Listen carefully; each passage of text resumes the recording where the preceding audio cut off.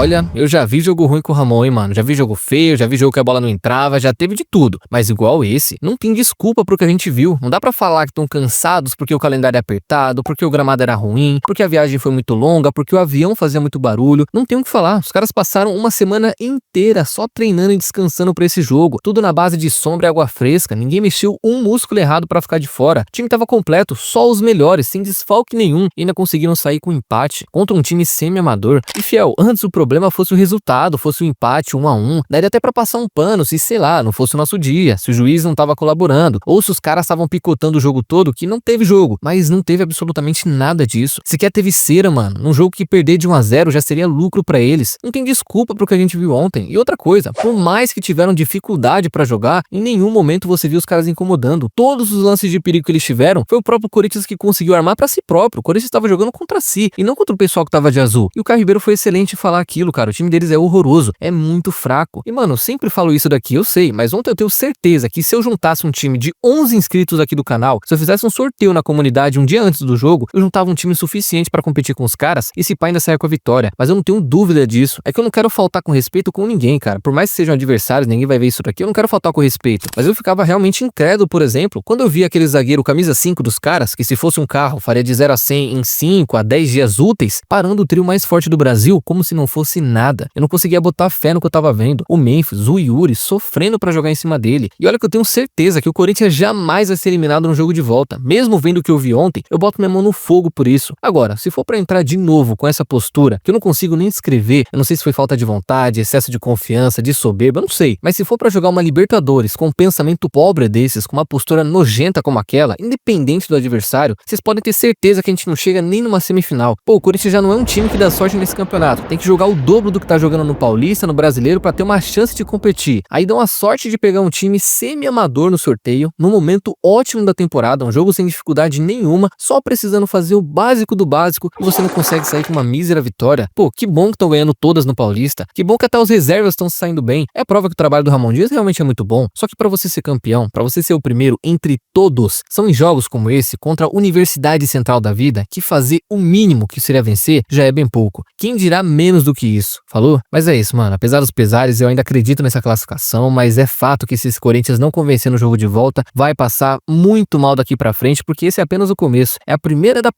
primeira fase ainda. Imagina quando chegar na fase de grupos. Pelo amor de Deus, né?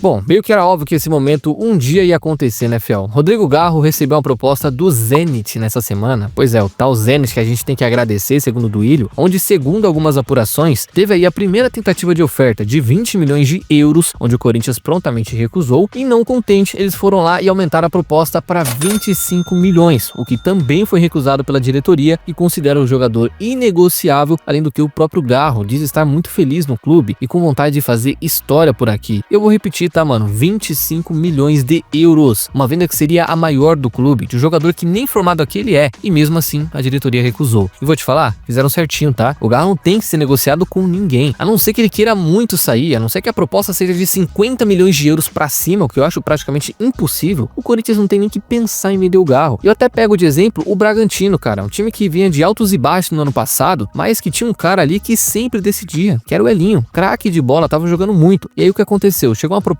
do Toluca, aceitaram vender ele, a maior da história do clube, e depois disso quase foram rebaixados. Então, devido às proporções, seria a mesma coisa com o Garro. Não tem dinheiro que compre ele, porque você não iria conseguir repor. É simples, cara, não é uma questão de habilidade. Se não, Coronado jogaria, ou você poderia pegar esse dinheiro e repor com caras melhores no mercado. Só que o estilo de jogo do Garro é único e casou muito bem com esse esquema do Ramon. E pra mim, de nada adiantaria você ter o dinheiro pra pagar as dívidas, pra comprar reforços, mas não ter o cara do seu time, o cara que pode fazer o Corinthians ser campeão no final do ano. Falou? Enfim, eu sei que ainda vão aparecer mais propostas por ele lá na frente. Tenho certeza também que uma possível convocação vai ajudar a valorizar a imagem dele. Mas, cara, se a diretoria priorizar os títulos ao invés da grana esse ano, com certeza não vão aceitar nenhuma. Falou?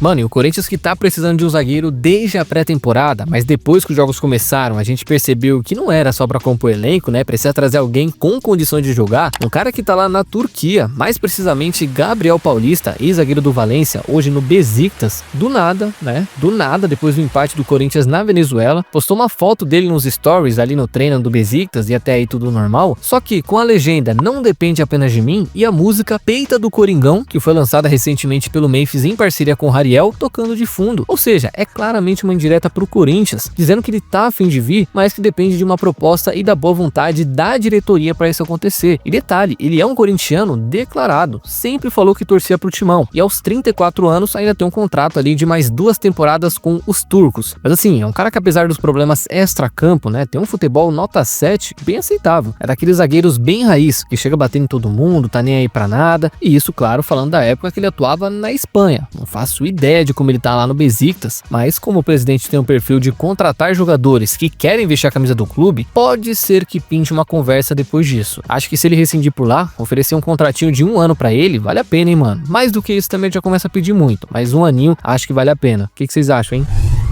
Cara, e esse Fabrício Angilheira, hein? Todo mundo já tava dando como reforço do Corinthians, até o próprio Emiliano Martins falou sobre ele na coletiva como se já tivesse tudo acertado, mas agora a gente descobriu que não tá realmente tão garantido como parecia. Isso porque, segundo o Globo Esporte, as negociações teriam esfriado nas últimas semanas, primeiro porque a janela tá pra fechar já nos próximos 8 dias, tem pouco tempo pra isso. Segundo, porque o modelo de negócio que o Corinthians quer é indefinitivo, a ideia é que ele rescinda o contrato por lá e venha pra cá como agente livre de mercado. Só que o Getafe não tá lá muito a fim de aceitar isso e tá nesse impasse desde então. E a contratação dele, né, é meio que um pedido da família Dias, da comissão técnica do Corinthians. E por isso a diretoria não pode simplesmente desistir. E lembrando, fiel, que além do Corinthians, ele também tem ofertas da MLS e diz as más línguas que daqui do Brasil também. E provavelmente uma delas deve envolver alguma grana. Então por isso que os espanhóis talvez não estejam tão a fim de liberar o cara de graça como se não fosse nada, né? Enfim, cara, não dá pra saber o fim que isso vai ter. A tendência é que ele ainda venha, tá? Porque pro Emiliano ter falado sobre, alguma coisa já tinha. Agora, se foi uma decisão de última hora que virou esse jogo, aí a gente só vai saber antes do fechamento da janela, em menos de uma semana, tá? Tomara muito que ele venha, viu? A gente tá precisando mesmo de zagueiro, de lateral direito, beleza, mas um lateral esquerdo também, eu não tô recusando, cara. Ainda mais se for a vontade da família Dias. Aí tem que trazer mesmo, fazer o quê?